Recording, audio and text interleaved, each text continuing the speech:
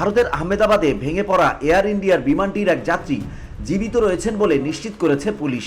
ফ্লাইটটিতে থাকা 232 জন যাত্রী এবং 10 জন ক্রু সদস্যের মধ্যে তিনি একমাত্র বেঁচে ফিরেছেন। সংবাদ মাধ্যম বিবিসি শেয়ার করা এক ভিডিওতে ওই ব্রিটিশ যাত্রীকে দুর্ঘটনাস্থল থেকে হেঁটে হেঁটে বের হতে দেখা যায়। ভিডিওতে দেখা যায় ধ্বংসস্তূপ ঘিরে স্থানীয় মানুষ এবং সাংবাদিকদের ভিড়। মানুষের শোরগোল এবং অ্যাম্বুলেন্সের শব্দে ভারী হয়ে উঠেছে ঘটনাস্থল। কিছুটা দূরে একাধিক অ্যাম্বুলেন্স দেখা যাচ্ছে। বেঁচে যাওয়া ওই যাত্রী আহত অবস্থায় খুঁড়িয়ে খুঁড়িয়ে অ্যাম্বুলেন্সের দিকে এগোচ্ছেন। আহমেদাবাদ পুলিশ কমিশনার জিএস মালিক সংবাদ সংস্থা এএনআই-কে জানান, ওই যাত্রী 11A নম্বর আসনে বসেছিলেন এবং তিনি এখন জীবিত ও হাসপাতালে চিকিৎসাধীন।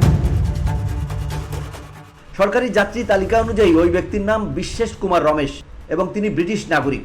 ভারতীয় গণমাধ্যমগুলোর খবরে বলা হয়, হাসপাতালে সাংবাদিকদের সঙ্গে কথা বলেছেন রমেশ এবং নিজের বোর্ডিং পাসও দেখিয়েছেন, যেখানে তার নাম ও আসন নম্বর 11A স্পষ্টভাবে উল্লেখ রয়েছে।